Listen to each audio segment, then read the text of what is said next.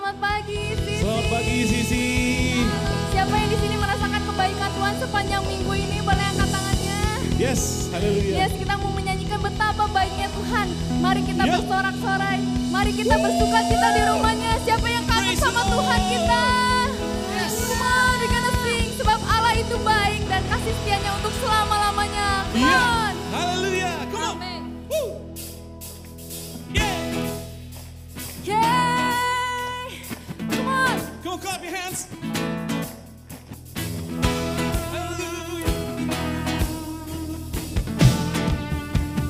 Come on, sing it. Oh, oh, oh, oh, oh, oh, oh, oh.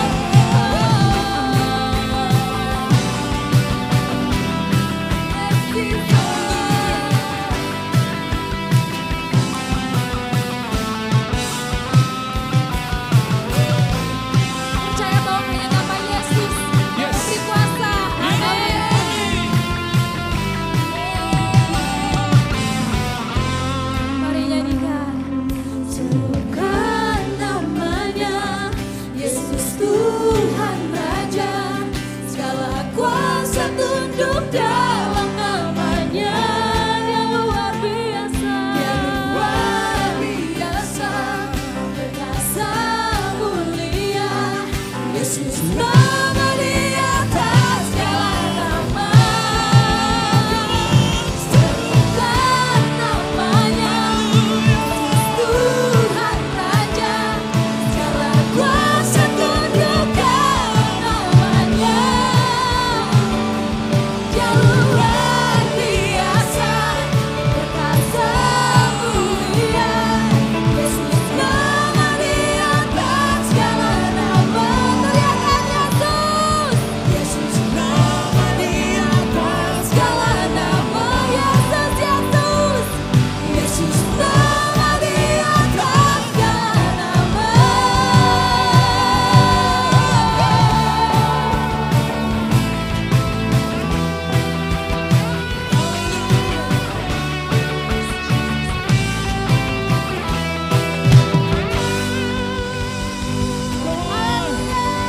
Berikan sorak-sorai buat Tuhan. Haleluya.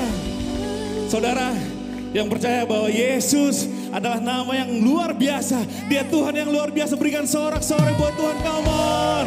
Sebab hanya Dia yang layak. Hanya Dia yang layak untuk dipuji. Haleluya. Berikan sekali lagi sorak-sorai buat Tuhan kita. Haleluya. Oh yes.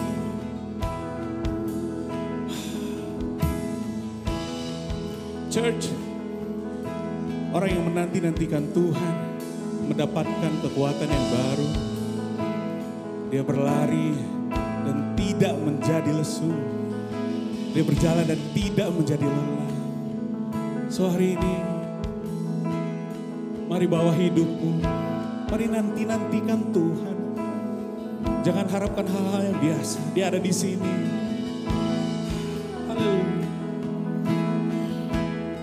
Yang menyembahmu Tuhan. Haleluya. Mari ambil momen ini. Mari masuk lebih dalam lagi. Come on. Saya mengundang Bapak, Ibu, Saudara untuk mari angkat tanganmu, angkat hatimu di hadapan Tuhan hari ini. Mari nanti-nantikan Dia. Kau akan terbang bagai Raja Wali. Mendapat kekuatan baru daripada Tuhan.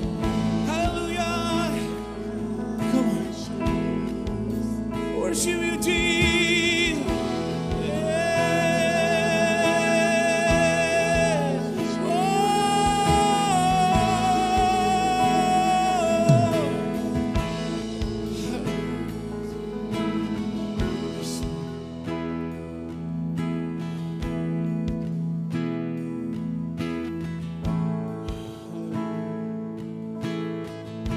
Let's sing it out. Satu-satunya yang layak disembah,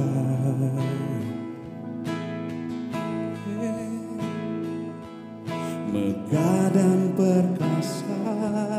Yes, Kau ajaib dan heran.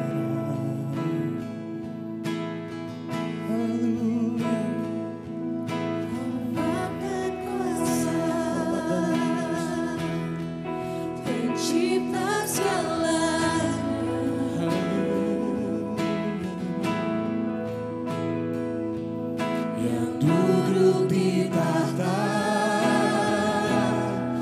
perintah selamanya. Yes, Lord, di sini. Kau besar, mulia, Kau Tuhan,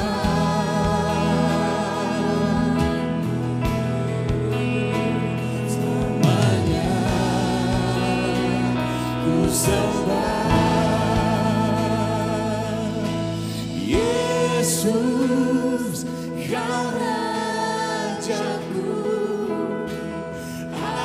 Ajaiblah karyamu, tiada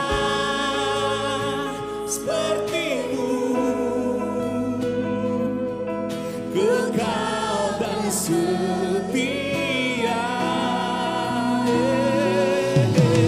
Yesus, Kau bertahta, kudus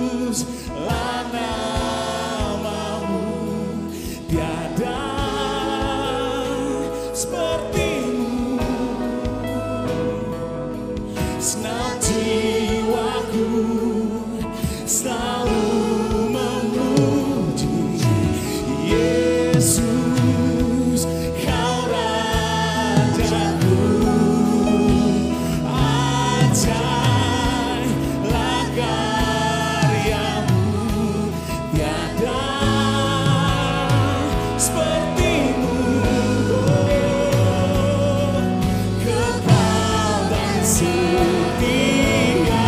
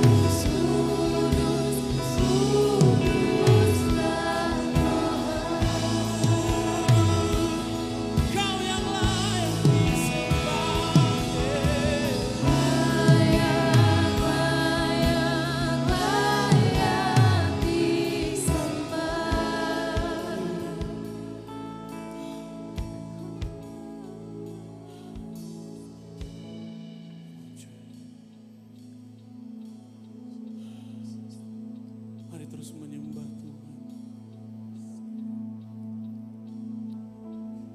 Biarkan dia terus menyegarkan saudara pagi ini. Jangan berhenti. Mari tinggikan namanya. Haleluya. Jangan terburu-buru saudara kamu. Kami menyembahmu Tuhan. Haleluya. Kau kudus, agung dan mulia.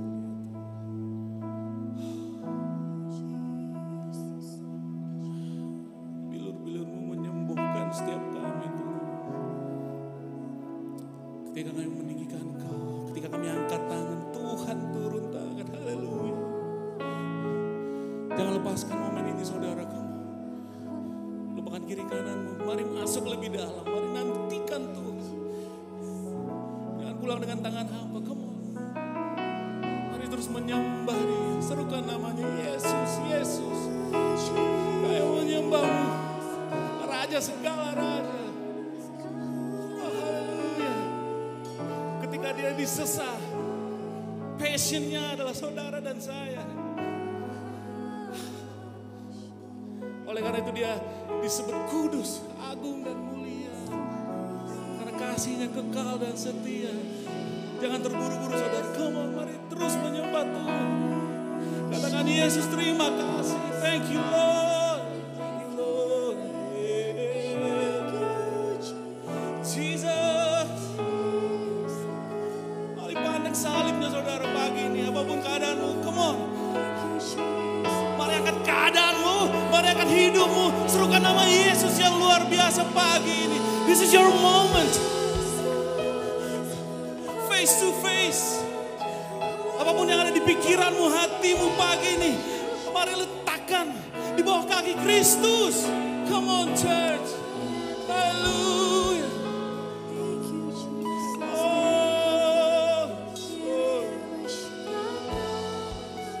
Kami gak tergoyahkan Tuhan. Karena kami tahu ketika kami menanti-nantikan Kau, kekuatan kami selalu baru.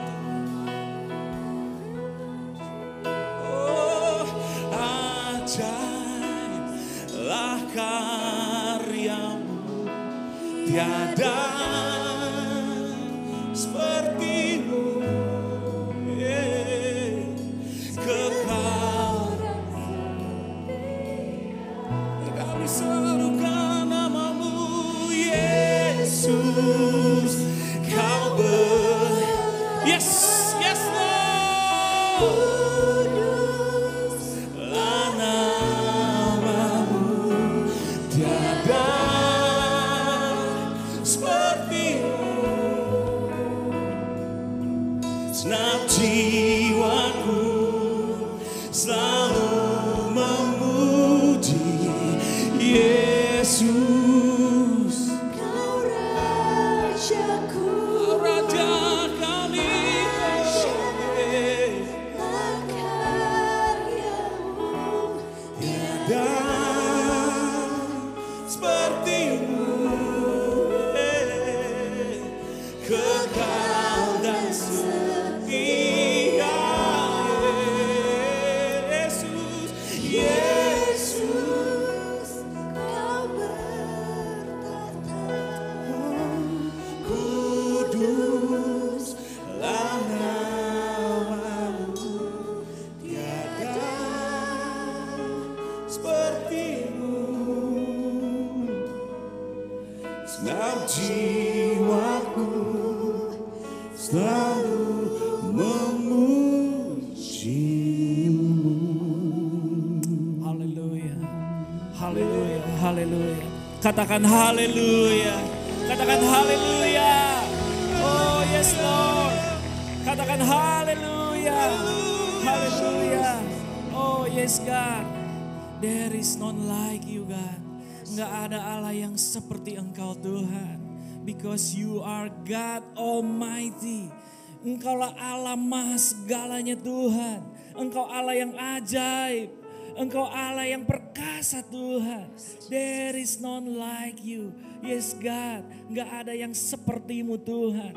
Kami bangga, kami percaya. Kalau hari ini kami meninggikan namamu, waktu kami mengangkat tangan kami Tuhan, kami sedang mendeklarasikan bahwa Engkau Allah yang besar, Allah yang perkasa, Allah yang hidup. Engkaulah keselamatanku Tuhan, gunung batuku Tuhan. Tiada Allah yang seperti Engkau Tuhan. Terima kasih Bapa, terima kasih Bapa. Ini doa kami Tuhan, ini doa kami.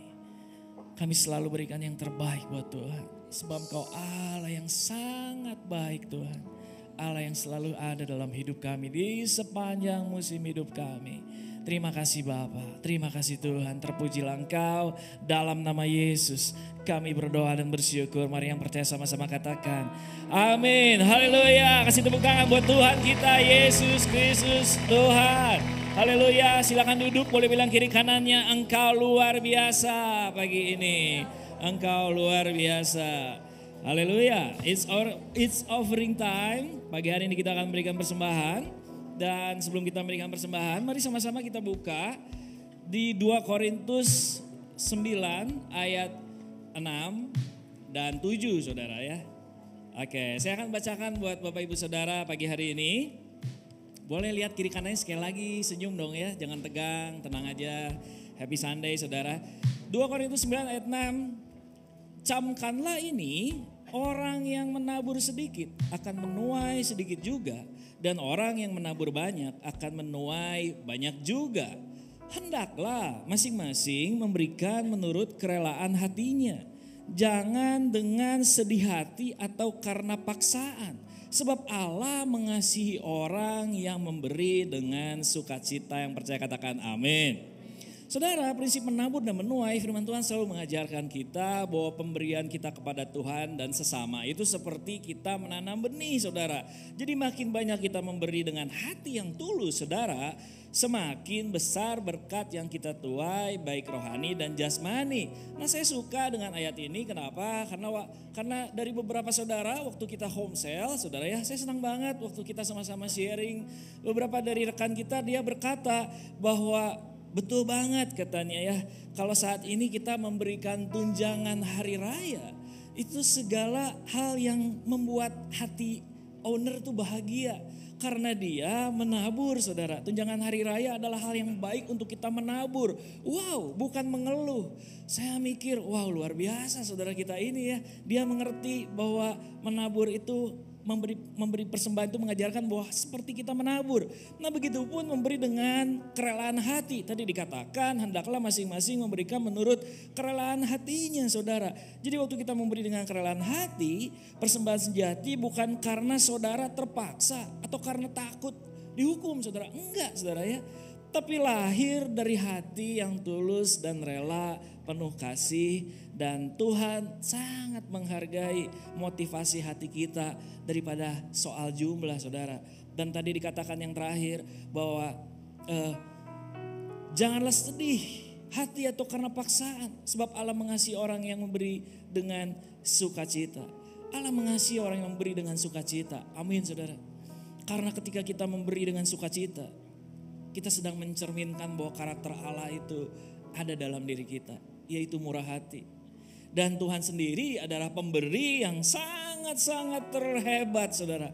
Saya selalu membayangkan betapa anaknya sendiri dia berikan, yaitu Yesus Kristus untuk menyelamatkan kita, bahkan menebus kita.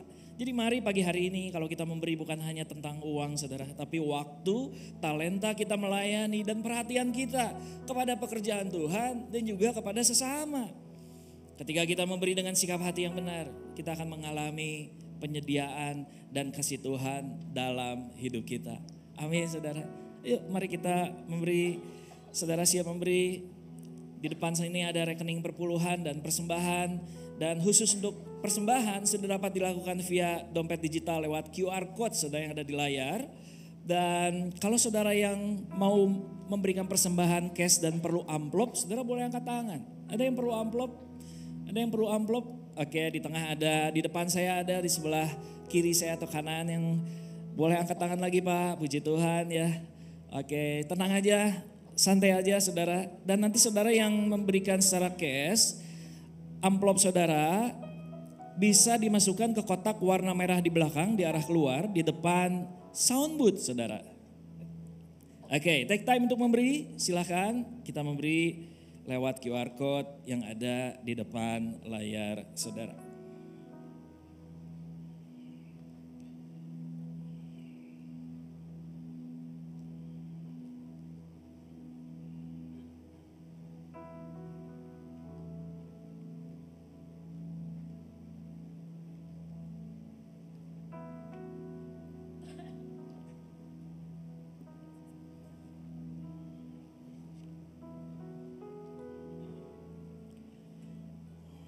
Mari kita berdoa saudara, buat Bapak Ibu saudara yang sudah memberi, mari kita berdoa. Bapa di surga, kami bersyukur Tuhan untuk setiap kebaikan Tuhan dalam hidup kami. Dan kami tahu Tuhan, kalau kami belajar menabur Tuhan, maka kami akan menuai. Bahkan kami belajar untuk selalu memberi persembahan dengan hati yang tulus Tuhan. Karena kami tahu bahwa kami mengasihi Engkau. Kami rindu Tuhan, kami selalu melihat banyak hal penyediaan Tuhan yang terjadi dalam hidup kami. Tapi kami percaya bahwa firman-Mu itu iya dan amin dalam hidup kami. Terima kasih Bapa, terpujilah Engkau. Dalam nama Yesus kami berdoa dan bersyukur. Haleluya. Amin. Wow. Oke, saudara, hari ini kita akan mendengarkan beberapa pengumuman saudara. Jadi tolong dicatat. Yang pertama, ICC mengadakan equipping untuk setiap member yang ada volunteer ministry di ICC. Volunteers Gathering with Pastor Jeffrey Tresna saudara ya. Ini pastikan Pastor Jeffrey Tresna adalah konsultan dan pelatih profesional di bidang pengembangan diri dan hubungan dengan berbagai sertifikasi internasional. Jadi catat tanggalnya Selasa 18 Maret, door open jam 6:30 di Creative Hall di Botanica saudara, di tempat ini. Dan pastikan kita mengundang untuk setiap volunteer ministry, anggota volunteer ministry saudara, untuk dari head ministry sampai member. Jadi daftarkan diri saudara melalui LSF. Wow. Yang kedua saudara, spiritual journey. Kita akan ada encounter class dan encounter camp. Yang pertama, encounter camp merupakan bagian dari ICC spiritual journey, namun khusus untuk the bridge atau pelajar.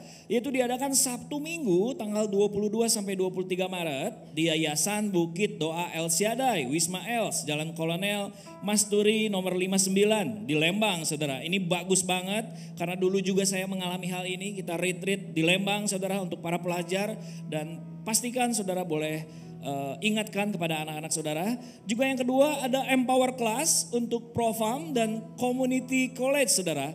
Kelas Empower adalah kelas lanjutan dari Encounter yang minggu kemarin saudara. Di kelas ini saudara akan diperlengkapi dengan hal-hal yang praktis. Jadi kita bisa praktekkan setiap hari bagaimana kita membangun saat teduh kita, disiplin rohani kita, bahkan dibapai saudara.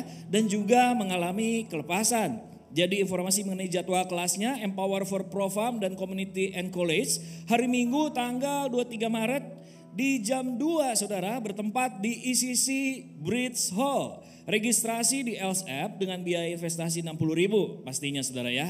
Dan saya percaya hal ini akan membawa saudara akan semakin melihat keajaiban Tuhan dalam hidup saudara. Jadi ingetin teman komselnya dan teman-teman kita untuk ikut Empower for Profam and Community and College saudara ya.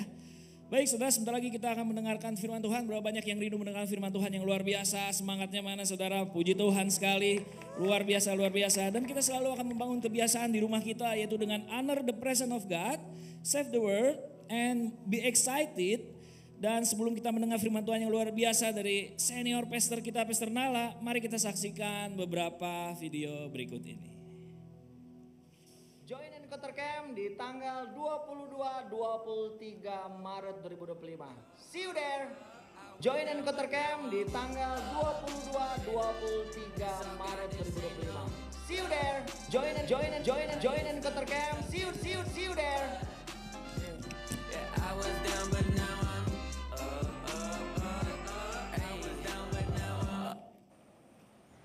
Flores punya cerita.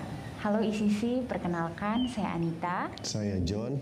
Kami bersama Pastor Sinta, Martison, dan Nesya diutus untuk perjalanan misi kali ini. Dalam rute perjalanan misi yaitu Mbai, Maki Paket, Pota, Ela Sisir, dan Maukaro. Saya menyadari satu hal bahwa DNA pengikut Yesus itu sama. Karena kita disambut layaknya keluarga di sana. Karena membawa nama Yesus. kami belajar tentang betapa pentingnya sebuah visi, komitmen, dan kasih yang murni. Bapak Ibu Gembala berkata, kalau Tuhan sudah kasih kita tugas untuk terus memberitakan Injil, kita tidak boleh lari dari hal itu. Karena Injil itu membebaskan. Kata-kata ini terucap dari Bapak Ibu Gembala yang sudah berpuluh tahun melayani di medan yang sulit. Di beberapa lokasi juga belum ada listrik dan banyak daerah yang masih memakai air hujan sebagai sumber air mereka. Kami sungguh sangat terharu melihat mata setiap anak yang antusias dalam memuji Tuhan. Dari kejauhan mereka menyambut kami dengan senyum di wajah mereka. Rasanya setiap perjalanan berjam-jam itu di truk kayu terbayar lunas ketika melihat hangatnya sambutan dari mereka. Pemberian kita semua dalam bentuk materi sangat berarti buat mereka. Namun ternyata kehadiran kami lebih berharga untuk mereka. Bapak di LRC Sir bilang bahwa dari dulu kami mendengar Bandung hanya dari lagu Halo Halo Bandung katanya.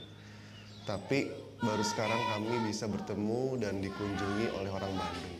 Flores punya cerita yang hanya bisa dirasa jika kita pergi ke sini. Masih banyak cerita yang perlu disampaikan. Sekecil apapun peran kita, hal itu tetap membangun kehidupan untuk mereka yang percaya bahwa masa depan dan harapan sungguh ada. Dan memang benar firman Tuhan berkata, adalah lebih bahagia memberi daripada menerima.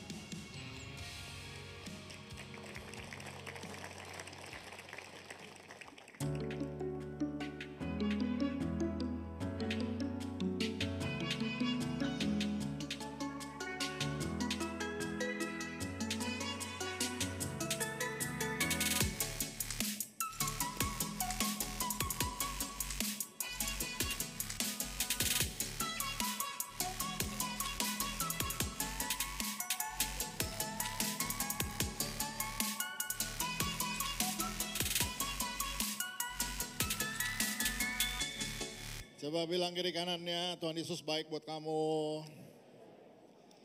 Yes, so kita masih di bulan Culture of Fathering. Jadi hari ini saya akan bahas about Culture of Fathering. Saudara, mengapa kita perlu mengenal yang namanya Bapak? Waktu saya masuk kuliah di tahun 1987. Saya tuh baru lahir baru tahun 1984. Baru 3 tahun kenal Yesus. Jadi waktu saya masuk kuliah di kampus ITB 1987, tiap siang saya makan siang di kantin pusat. Kantin yang ada di tengah-tengah kampus ITB Jalan Ganesa itu. Jadi semua jurusan makan siang di situ. Seringkali saya duduk makan sama teman-teman saya satu angkatan. Dan kalau saya berdoa sebelum makan, mereka suka isengin saya. Waktu saya buka mata, entah tahunya hilang, entah tempenya hilang lah gitu kan. Ya. Terus one day teman saya tanya gini, kenapa sih kalian tuh orang Kristen, kok doa Tuhan tuh kalian panggil Bapak? Emang kenapa? So akrab banget sih lo sama Tuhan katanya. Saya dulu baru 3 tahun jadi Kristen dan terus terang pemuridannya gak kayak hari ini. Gak ada kelas spiritual journey tahun itu kayak hari ini. Jadi saya gak punya jawaban buat dia, saya cuma jawab, ya daripada gue panggil om mendingan bapak. Yaudah. Oke, so hari ini mari kita lihat mengenai yang namanya fathering culture. Ya. Nah untuk itu kita perlu mengerti yang namanya the love of Father God. The love of Father God atau kasih Allah Bapa. Kasih Allah Bapa. Kenapa Tuhan kita disebut Bapa? Dia dipanggil Bapa karena the way dia mengasihi kita adalah seperti Bapa. The way Tuhan mengasihi kita adalah seperti Bapa. Coba lihat Mazmur 103 ayat 13. Apa yang ditulis oleh Raja Daud di sini? Dia berkata, seperti bapa sayang kepada anak-anaknya, demikianlah Tuhan sayang kepada orang-orang yang takut akan Dia. Saudara, ketika Raja Daud menulis ini, seperti bapa sayang pada anak-anaknya, demikianlah Tuhan sayang pada orang yang takut akan Dia. Ini bukan berarti Raja Daud mengalami kasih dari bapa di rumah. Kalau saudara baca cerita bagaimana Nabi Samuel diutus Tuhan ke rumah Isai, bapaknya Daud, untuk mengurapi salah satu anak Isai sebagai raja bagi Israel. So, Nabi Samuel bilang sama Isai, coba anakmu suruh berdiri semua. Dan Samuel tertarik kepada satu pribadi anaknya ini yang namanya Eliab. Karena dia adalah perwira kerajaan dari Saul. So Samuel mau menuangkan minyak dari tanduk ke atas kepala Eliab. Tapi minyak ini gak mau keluar. Artinya Tuhan gak berkenan sama dia. Lalu Tuhan bilang, kamu itu lihat apa yang pakai mata, dengan mata kamu. Tapi aku tuh melihat hati, kata Tuhan. Jadi Samuel bilang sama Isai, masih ada gak anakmu lagi? Kata Isai, oh ada. Di padang gembala, lagi gembalain kambing domba. Panggil sini. Kenapa waktu diminta anak yang muncul yang ini? Tapi ternyata masih ada satu lagi di situ. Di padang gembala. Panggil, muncullah Daud. Dan Daud ketika Samuel tuang minyak mengalir ke Daud. Tuhan berkenan atas Daud. Tapi kenapa dia nggak dari awal keluar? Karena memang dia anak di luar nikah dari Isai. Dia anak yang dibuang. Dia anak yang dikucilkan di padang gembala. So, seorang Raja Daud, dia tahu sekalipun ayah ibuku menolak aku, tapi Tuhan tidak menolak aku.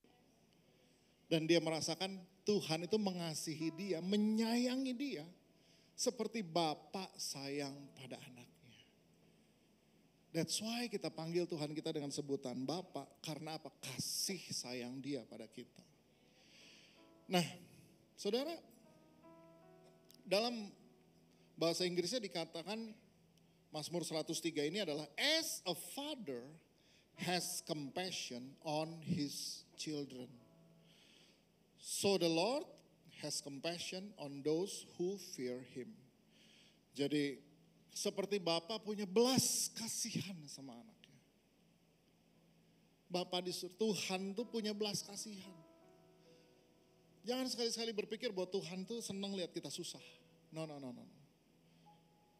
Seperti Bapa yang punya belas kasihan pada anaknya. Demikian pula Bapa di sorga. Nah, itulah gambaran Bapa bagi Raja Daud. Dia mengalami kasih dan belas kasihan Tuhan di dalam hidup dia. So dia gambarkan Tuhan, itulah Bapa. Tapi memang bahkan dari sebelum kitab Mazmur, di kitab Ulangan sudah ditulis apa yang dilakukan Tuhan terhadap bangsa Israel. Ulangan 1 ayat 31. Ayatnya berkata, dan di padang gurun di mana engkau melihat bahwa Tuhan Allahmu mendukung engkau seperti seseorang mendukung anaknya. Sepanjang jalan yang kamu tempuh sampai kamu tiba di tempat ini. Jadi bangsa Israel mengalami bagaimana Tuhan itu mendukung bangsa ini dari keluar dari Mesir sampai ke tanah Kanaan. Bahwa mereka gak mungkin bisa tiba di tanah Kanaan kalau bukan karena Tuhan. Itulah spiritual journey yang harus kita alami. Bagaimana Tuhan mengangkat kita dari kita encounter dengan Tuhan sampai kita punya hidup yang luar biasa di hari ini. Kita harus sadar bahwa hidup yang hari ini semua adalah karena Tuhan. Ada amin gak saudara? Dan itu yang dibilang adalah Tuhan itu mendukung kita. Menggendong kita. Dalam terjemahan bahasa Inggris dikatakan, there you saw how the Lord your God carried you. As a father carries his son. All the way you went until you reach this place. Jadi apa yang dibuat Tuhan terhadap bangsa Israel adalah menggendong bangsa Israel. Sudah harus tahu rasanya kalau anak digendong bapak. Ada satu foto yang saya cukup suka, yaitu ketika anak saya Gidi masih berumur 1 tahun. Kalau saudara perhatiin anak, ini foto ini dibuat ketika The Bridge ada acara outdoor dan saya harus sharing dan istri saya Kak Evi harus kerja. Jadi Gidi gak ada yang jaga, jadi saya harus bawa. Jadi saya bisa khotbah sambil gendong dia di hari-hari itu. Saudara bisa lihat muka anak yang digendong. Itulah gambaran ekspresi kita kalau Tuhan gendong kita. Ya.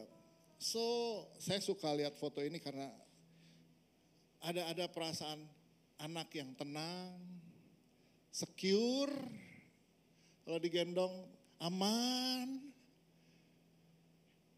of course happy, and maybe proud. Ya, bapaknya pakai t-shirt ada tulisan Dad number 1. So, saudara artinya gini, gambaran bahwa kita ini digendong Tuhan, itu hidup yang luar biasa. Tuhan menopang kita sebetulnya. So makanya saudara, mengapa kita perlu mengenal Tuhan sebagai Bapa? Karena kasih Dia dan apa yang Dia buat dalam hidup kita. Yo. Nah, mari hari ini kita mesti knowing Father God itu penting. Mengenal Bapa di surga itu penting. Saudara perlu mengenal yang namanya Bapa di surga itu kayak apa. Knowing Father God itu penting. Kenapa? Karena itu akan berpengaruh the way we worship Him. The way kita datang sama Dia. Kalau kita gak kenal, kita gak mungkin bisa punya hubungan yang intim dengan Tuhan. Kata worship dalam bahasa aslinya, dalam bahasa Yunaninya adalah proskuneo. Proskuneo kalau diterjemahkan dalam bahasa Inggris, worship, that's it, worship. Tapi kalau diterjemahkan dalam bahasa Indonesia dan lengkap proskuneo itu adalah seperti anjing yang melompat-lompat dan menciumi tangan tuannya. Saudara pernah punya anjing? Pernah lihat anjing yang melompat-lompat senang kalau tuannya datang, lalu ciumin dia, ciumin tangan atau kaki. Saya pernah punya di rumah orang tua saya. Dan kenapa mereka begitu? Karena mereka mengenal saya. Mereka senang karena lagi kecil, mereka masih kecil-kecil. Kalau saya pulang malam, mereka suka lepas dari kandang, terus saya suka bikinin susu, 1 baskom susu dan mereka minum susu. So mereka tahu saya. Jadi kalau saya datang mereka akan melompat-lompat senang dengan ekornya yang goyang ke atas. Suatu hari saya mengunjungi rumah jemaat. Dan dia bilang sama saya, Kak masuk aja, pagarnya gak dikunci, terus langsung masuk pintu. Oke, jadi saya buka pagar, begitu saya buka pagar ada suara menggeram di ujung. Saya lihat ada 2 Doberman. Dia menggeram dan dari duduk sekarang berdiri. Nah ya saya tutup lagi pagarnya. Karena saya tahu persis dia gak akan mencium saya ini anjing. Kenapa? Karena saya tahu anjing ini tidak mengenal saya. So, makanya di gereja ada 2 jenis orang ketika nyembah Tuhan. Ada yang satu sambil angkat tangan, berlinang air mata, Yesus, Kau Rajaku. Karena dia ditolong dari sakit penyakit, dia disembuhkan, dia ditolong dari bisnisnya yang udah bangkrut dan bisa berdiri lagi. Dia ditolong anak istrinya masih bisa makan, jadi dia nyembah Tuhan. Dia lihat tuh perbuatanmu ajaib banget. Itu orang pertama. Orang yang kedua ya dia berdiri lah, sambil lihat. Ngapain sini orang-orang? Angkat-angkat tangan, nangis-nangis segala, lebay. Ini cuman bedanya apa? Satu kenal, satu enggak, gitu aja. Jadi bilang kiri kanan, kamu harus kenal Tuhan. Ya.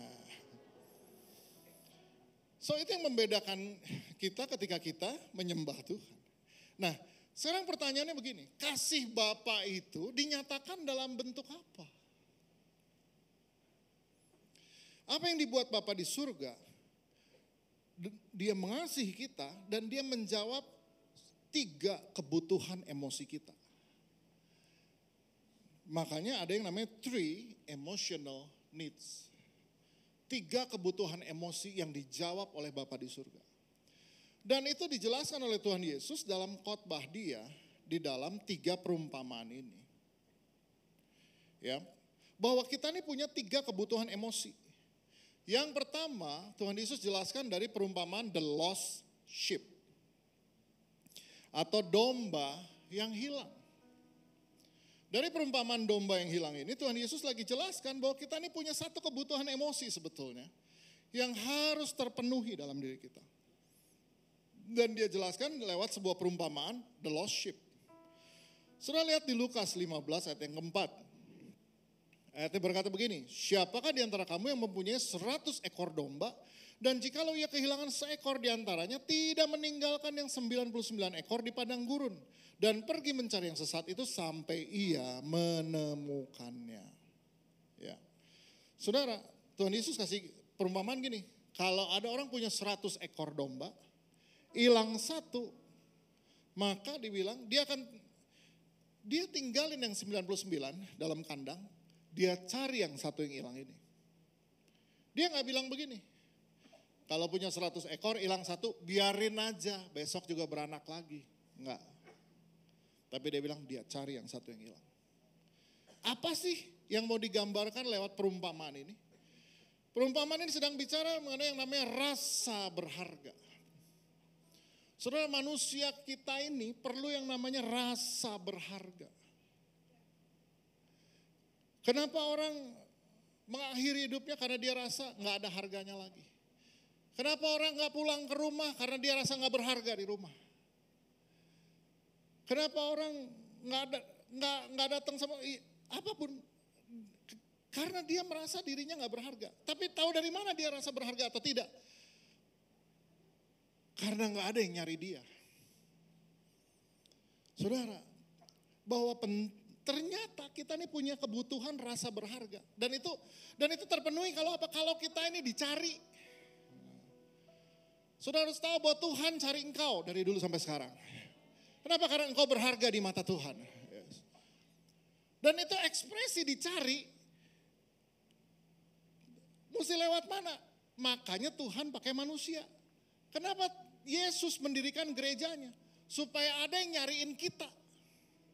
Kenapa di gereja El Shaddai ada home cell? Supaya ada yang nyariin kita. Aduh, serem kan kalau yang nyari itu suara dari langit. Woi, kemana aja. Mendingan terima message. Kok tadi gak kelihatan? Nah, itu sebenarnya menjawab rasa berharga dalam kita. Saudara, untung dicari.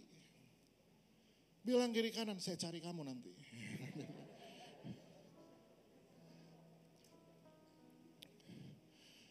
Dulu kita pikir, kenapa ya Tuhan Yesus kasih gambarannya domba? Kenapa kalau pemimpin gereja disebut gembala? Karena emang jemaat itu kelakuannya kayak domba. Saudara tahu gak sih kelakuan domba itu kayak apa? Domba emang selalu mesti dicari. Dan kalau udah ketemu, dia ulang lagi ke kelakuan yang sama. Coba lihat video ini ya. Coba saudara lihat video ini. Ini kelakuan domba.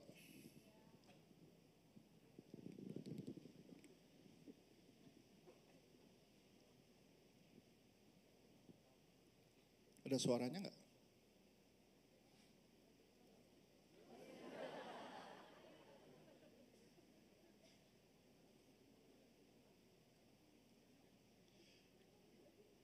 Masuk lubang, tarik sama gembala, dia lompat, dia masuk lagi. Berat jadi gembala itu saudara.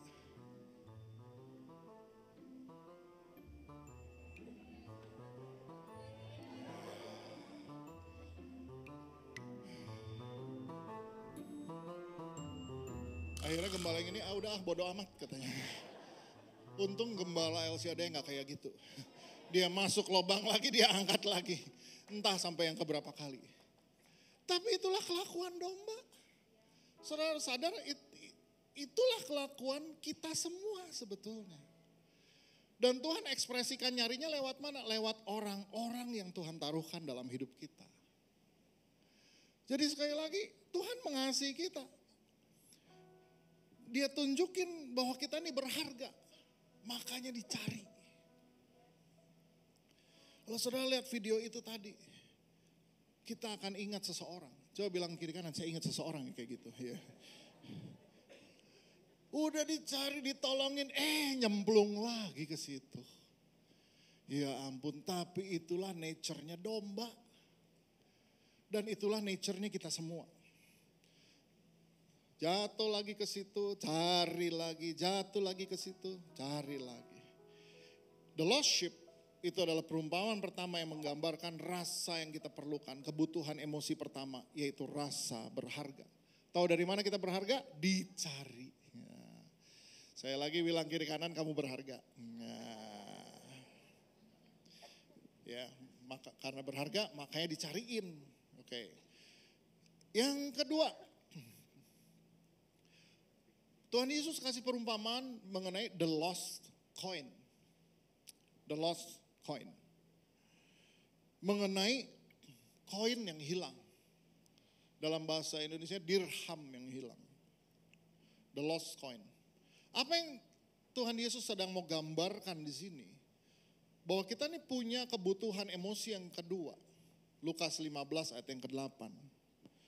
Ayatnya berkata, atau perempuan manakah yang mempunyai 10 dirham, dan jika ia kehilangan satu di antaranya, tidak menyalakan pelita dan menyapu rumah serta mencarinya dengan cermat sampai ia menemukannya.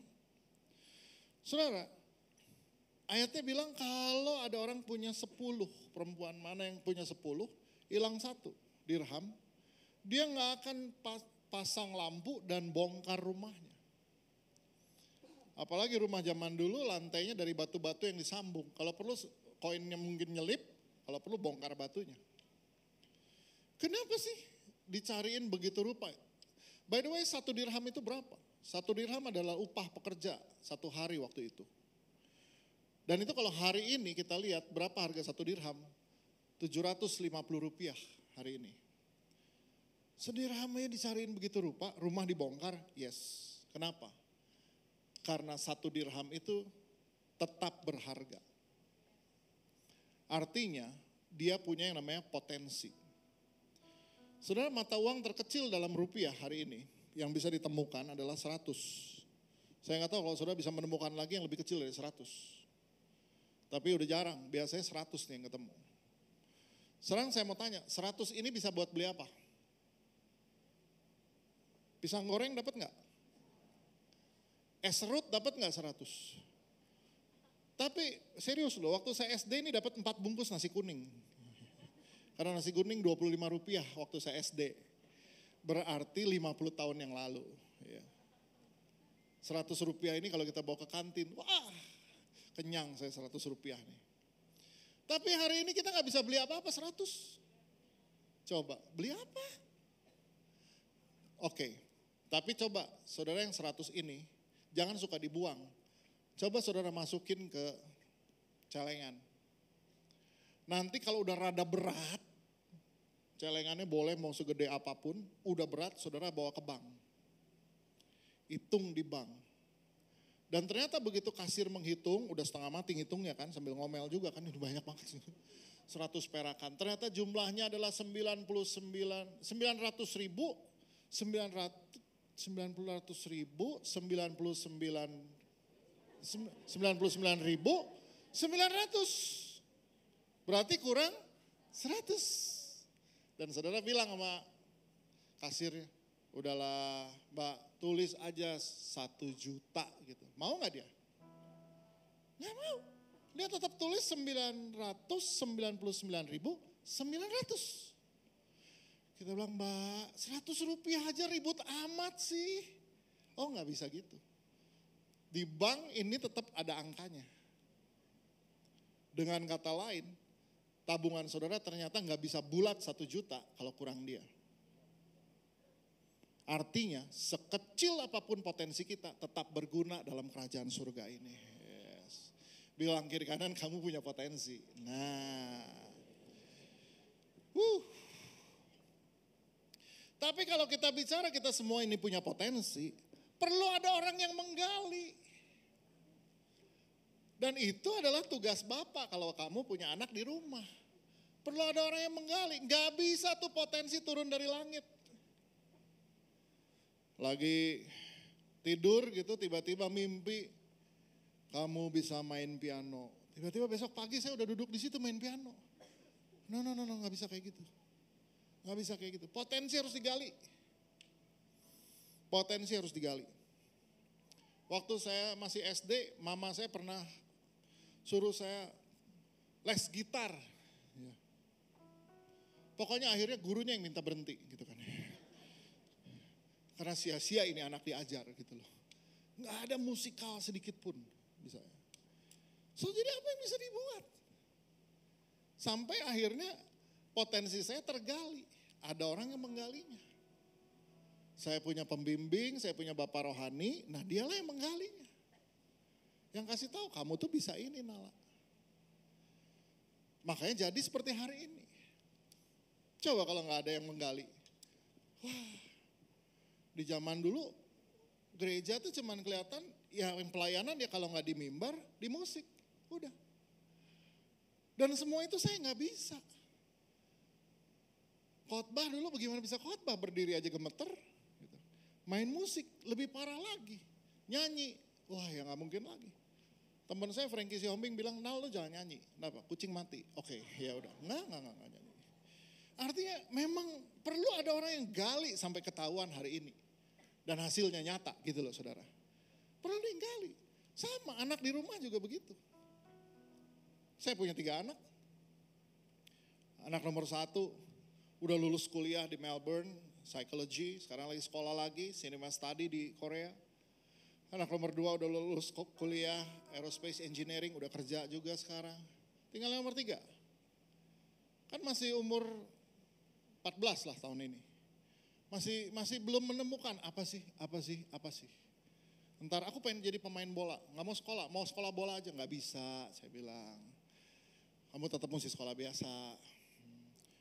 Nanti kalau lagi main terus Call of Duty, wah, COD, aku mau jadi tentara. Aku mau bawa senapan ini. Begitu itu baru ngomong begitu kecoa lewat. Loh, tentara kecoa lewat kamu takut gitu. Nggak bisa. Apapun, tapi saya akan usahakan dia menemukan apapun. Kemarin minggu ini, pagi-pagi dia lagi breakfast, saya lagi minum kopi, tiba-tiba dia bilang, Daddy, gimana kalau aku mulai trading kripto? What? Jadi langsung, but saya, oke. Trading kripto, boleh, saya bilang boleh. Tapi kamu harus belajar dulu, kamu harus ngerti dulu. Boleh. Aku udah coba punya apps, tapi gak bisa ternyata harus punya KTP dulu. Iya makanya belajar dulu. Tenang, di gereja ICC ada yang jago kripto. Nanti Daddy minta dia. Saya hubungi dia. Mau gak bicara ngobrol sama anak saya soal kripto. Dia bilang oke. Terjadilah kemarin ngobrol sampai malam dan lain-lain. Itu bagian dari saya menggali apa sih potensinya gitu loh. Apa sih sebenarnya potensinya? Saudara, itulah Bapa di surga dalam hidup kita. Makanya dia tetap pakai orang yang menggali potensi kita. Sekali lagi setiap saudara di sini punya potensi. Dan potensimu itu berguna untuk kerajaan surga. That's why di gereja kita, di gereja Osyade ada banyak ministry. Supaya kalau saudara nggak bakat di sini, saudara mungkin punya bakat di tempat lain. Mungkin saudara bakat di media, dimanapun. Tetapi prinsipnya Pastor Kong Hee ajarin saya bahwa the church is a training ground for marketplace. Kamu dilatih di sini supaya sukses di sana. Bukan sukses di sini, di sana loh. Minggu ini saya ketemu jemaat yang punya wedding organizer. Cukup bagus wedding organizer.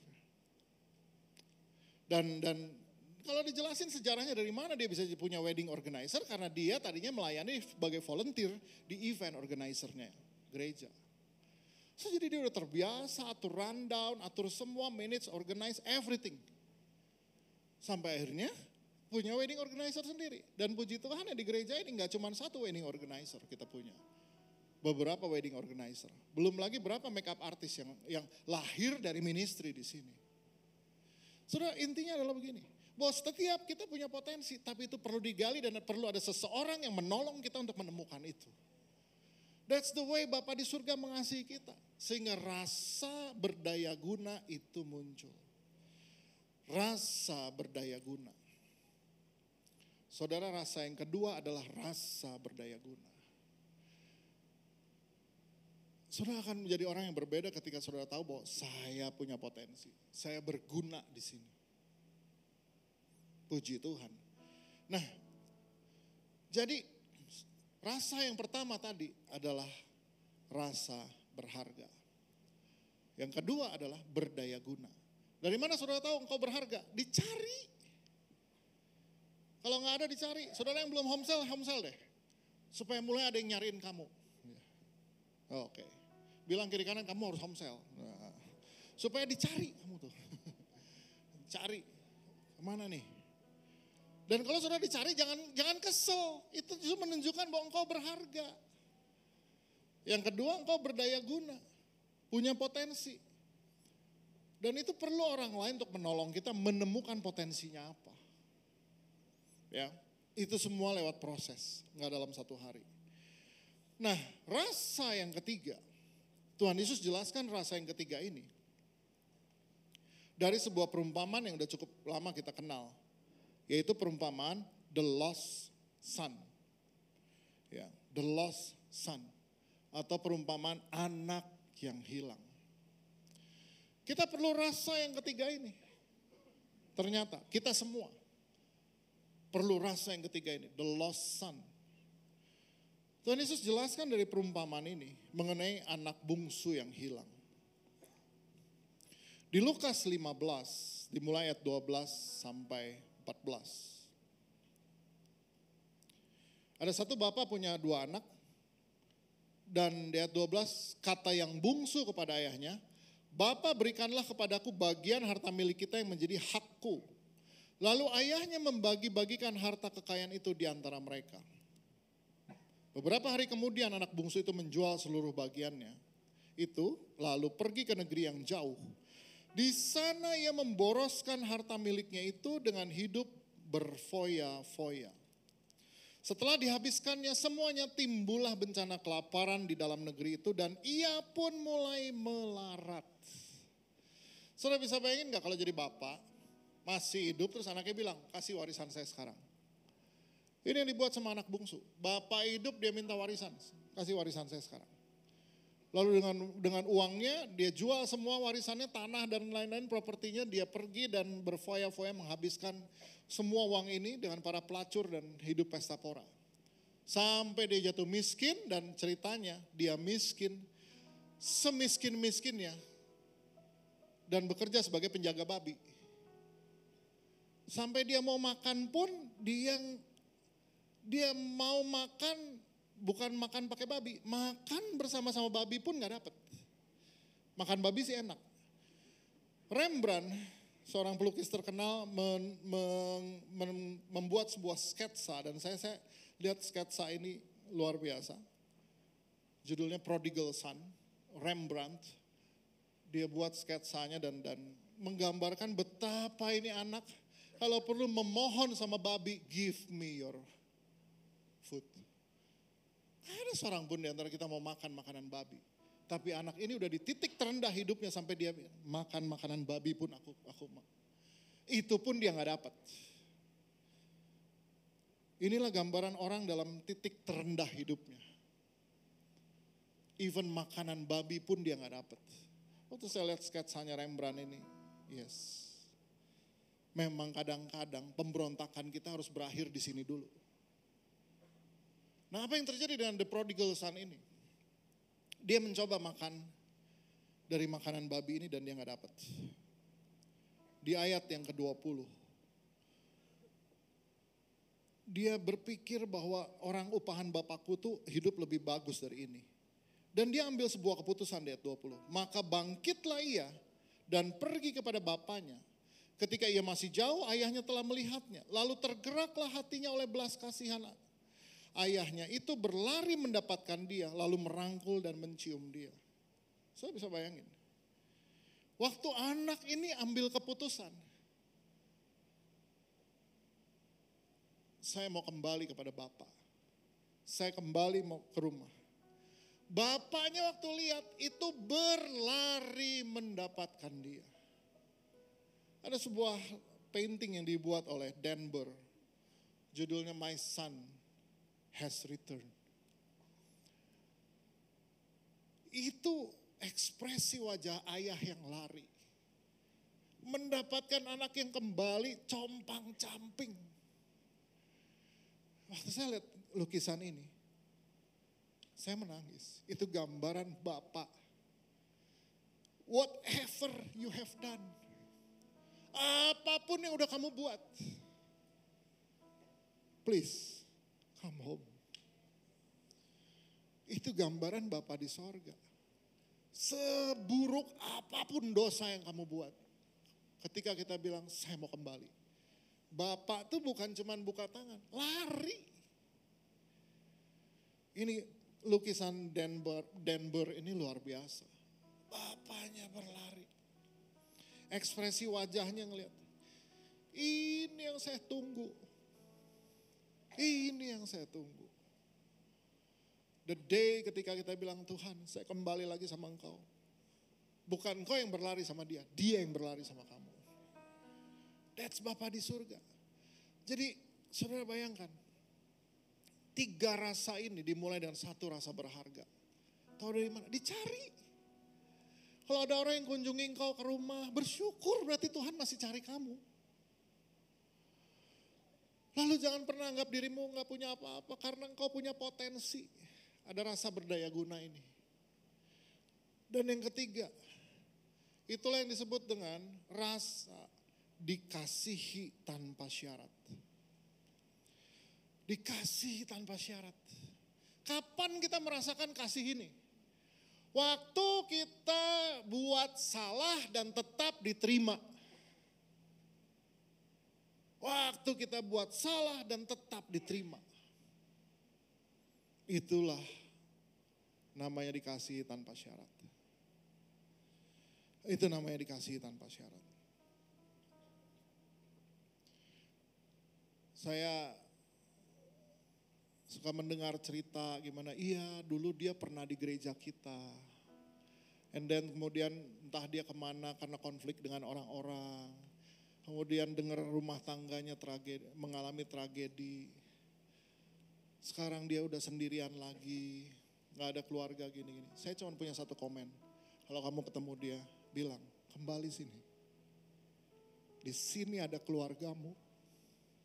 Pulang ke sini. Pulang ke sini.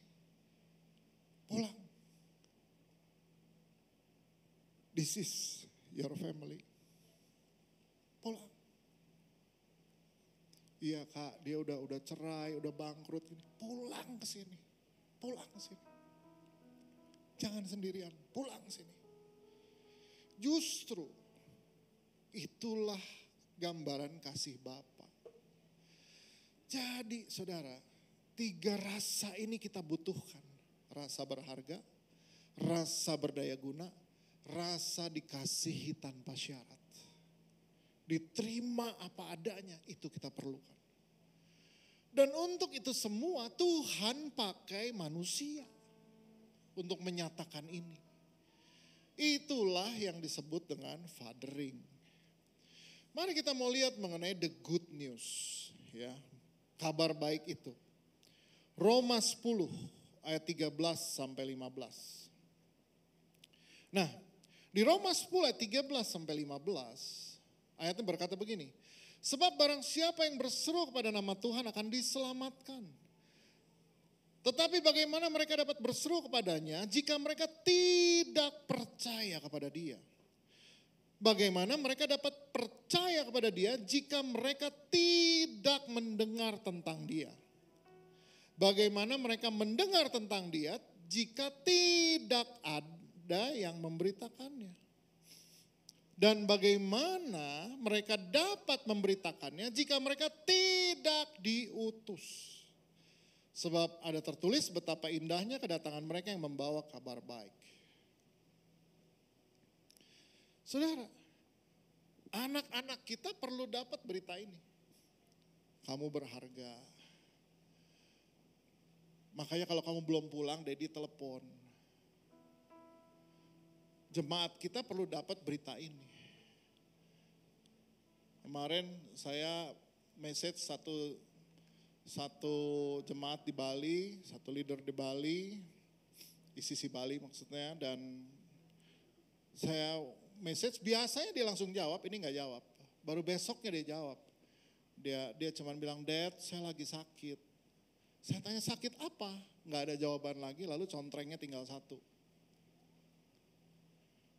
Dan selama 2 hari saya tanya, kamu di mana gini? Nggak ada jawaban, saya telepon nggak bisa. Maka seluruh leader Bali yang saya tahu, saya bilang tolong cari dia. Why?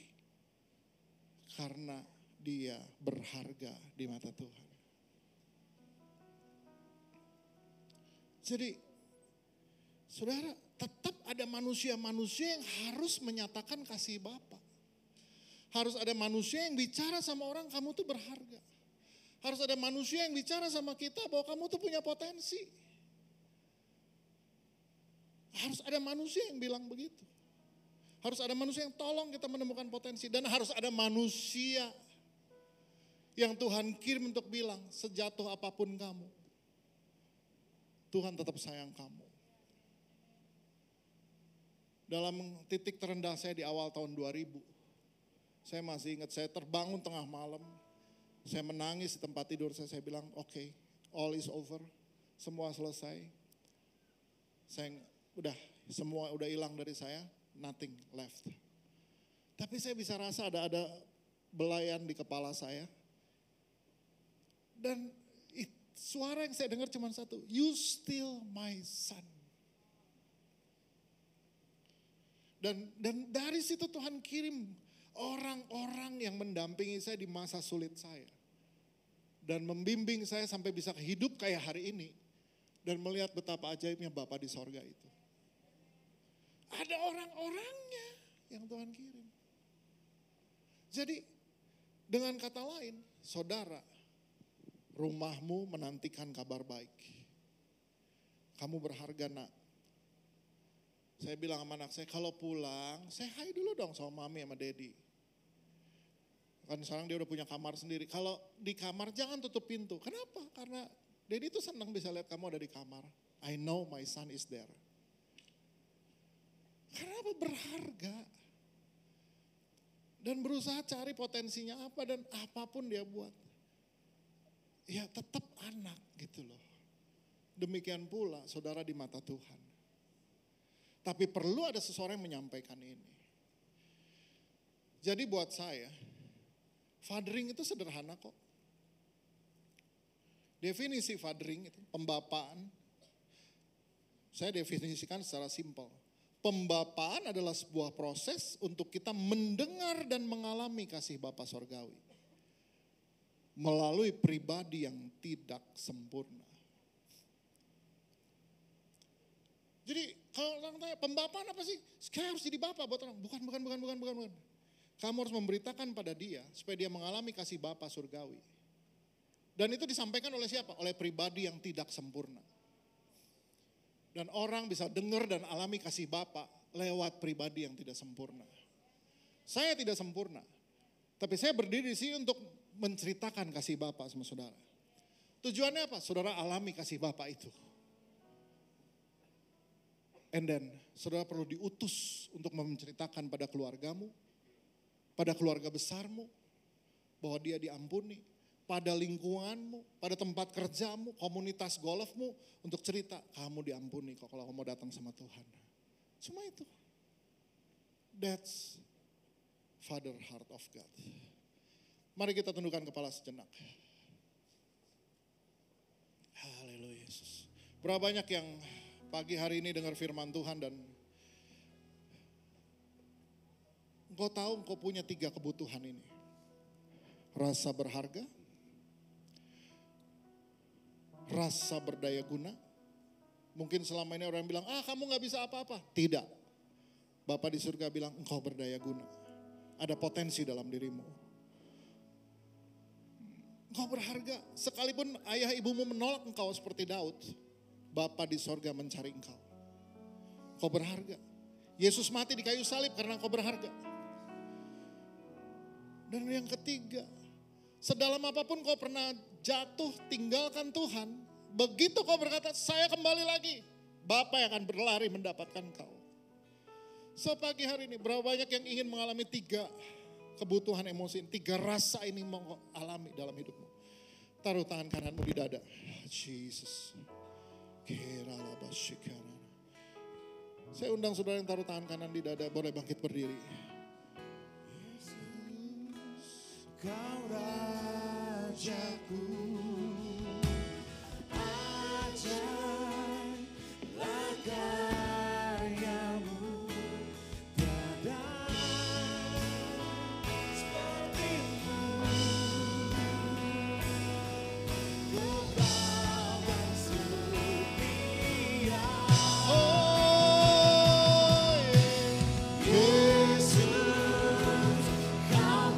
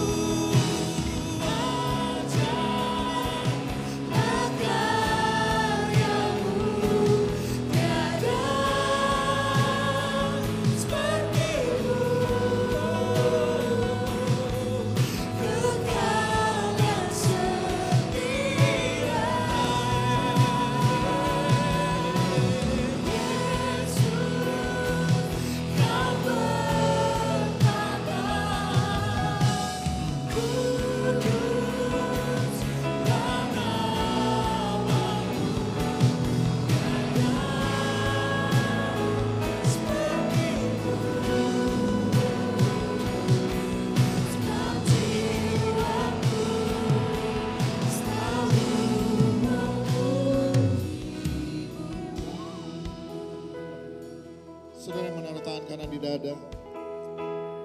Mari berdoa bersama saya. Ikuti kata-kata saya sekarang. Tuhan Yesus, saya lagi Tuhan Yesus, aku berharga di matamu. Terima kasih udah mati buat aku. Terima kasih untuk potensi yang Tuhan taruh dalam hidupku. Aku bersyukur punya potensi. Bahwa aku menemukannya. Terima kasih Tuhan. Terima kasih udah menerima aku apa adanya. Ampuni aku kalau aku jauh dari Bapa.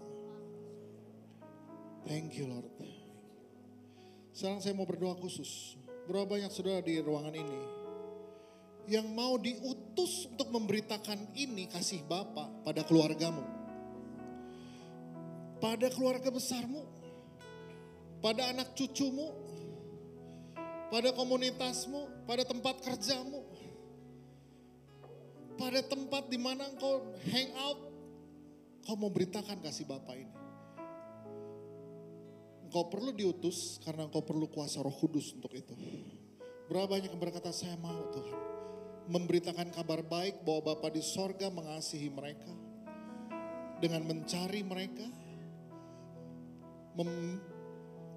Memberikan mereka potensi. Dan bahkan menerima mereka sekalipun mereka salah. Berapa banyak yang berkata saya mau diutus untuk itu. Untuk hal ini saya minta saudara angkat tangan. Saya berdoa supaya dari sini saya bisa mengutus engkau. Untuk pergi ke keluargamu, ke keluarga besarmu, ke lingkunganmu. Bicara bahkan sama anakmu, kau perlu kuasa Roh Kudus untuk itu. Haleluya. Siapa lagi? Kalau engkau berkata saya mau Tuhan beritain kabar baik ini. Cuman bilang bahwa Bapa di surga itu mencari engkau karena engkau berharga, Yesus mati di kayu salib. Kau punya potensi, kau gak bodoh, kau istimewa di mata Tuhan. Dan juga Tuhan menerima engkau, Bapa di surga terima engkau. Sedalam apapun dosa yang kau buat, semenjijikan apapun kau pernah lakukan itu. So, angkat tanganmu. Yes Lord, Bapak hamba berdoa untuk setiap pribadi yang mengangkat tangan. Pagi ini hamba berdoa untuk tangan yang terangkat. Supaya di dalam nama Yesus dengan kuasa Roh Kudus mereka boleh pergi. Dengan kuasa Roh Kudus mereka boleh memberitakan kabar baik. Bahwa Bapa di surga mengasihi umatnya. Bapa di surga mengasihi jiwa-jiwa di sana. Bahwa ada pengharapan, bahwa mereka berharga, mereka punya potensi dan mereka diampuni oleh kasih Bapa. Thank you Lord buat setiap tangan yang terangkat. Dan kuasa-Mu yang bekerja menyertai mereka. Sehingga dunia ini boleh dengar bahwa ada Tuhan yang mengasihi mereka. Dunia ini boleh dengar bahwa dosa mereka diampuni. Dunia ini boleh dengar bahwa masih ada yang terima mereka meskipun mereka jatuh dalam. Dunia ini boleh dengar bahwa mereka itu berharga. Thank you Lord. Terima kasih Tuhan, kami mau pergi dengan kuasa dari tempat yang maha tinggi. Terima kasih Tuhan, di dalam nama Yesus kami berdoa, haleluya.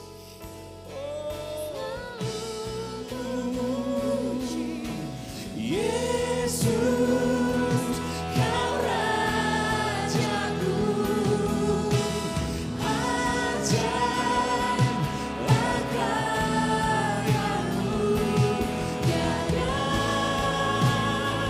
seperti-Mu, kekal dan setia.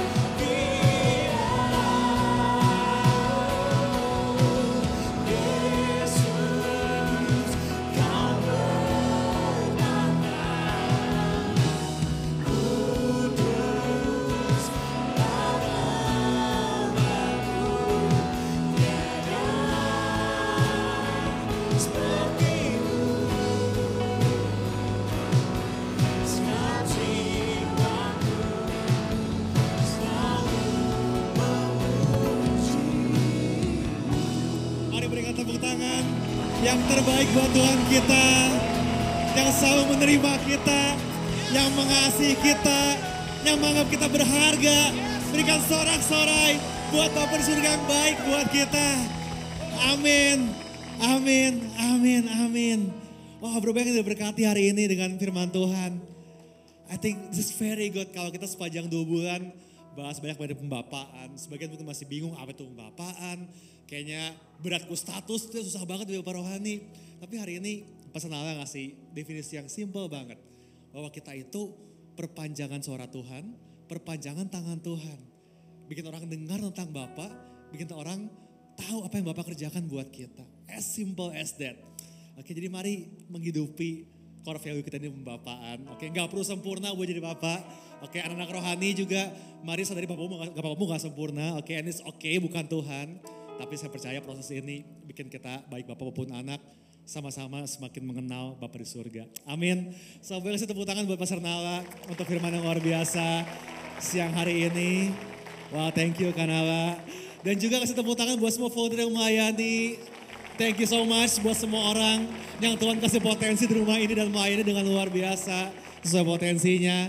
Dan sebelum kita pulang, kita pengen sambut bareng-bareng setiap Bapak, Ibu Saudara yang baru pertama kali hadir di Ibadah Raya ICC Bandung. Kita pengen banget mengenal saudara. So boleh enggak perhitungan yang ketiga, kalau Anda baru pertama kali hadir di Ibadah Raya ini, Anda bisa mengangkat tangan sebentar saja. Akan ada tim Hello kami yang menghampiri, memberikan gift buat Anda.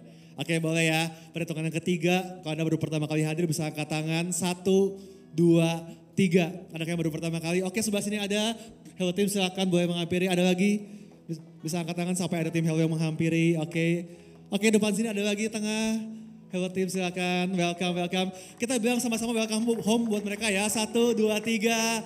Welcome home. Selamat datang di keluarga besar ICC.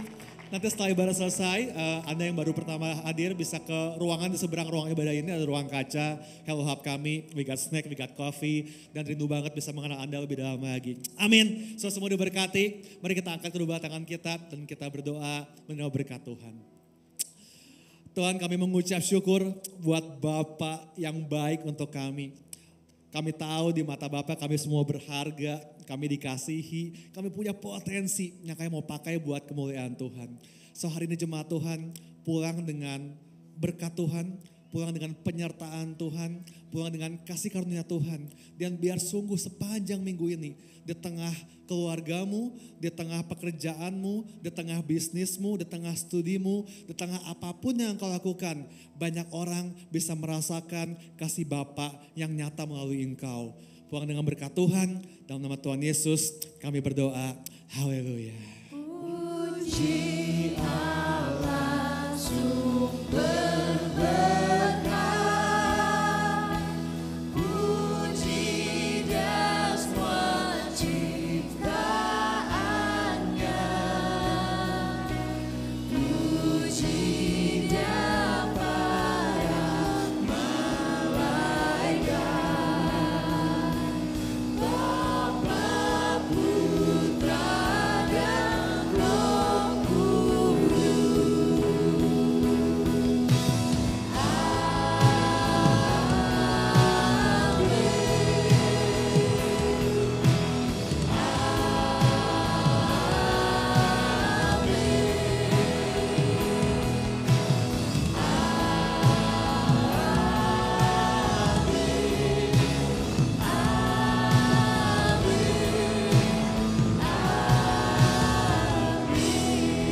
Happy Sunday, Tuhan Yesus memberkati and see you guys next week. God bless you.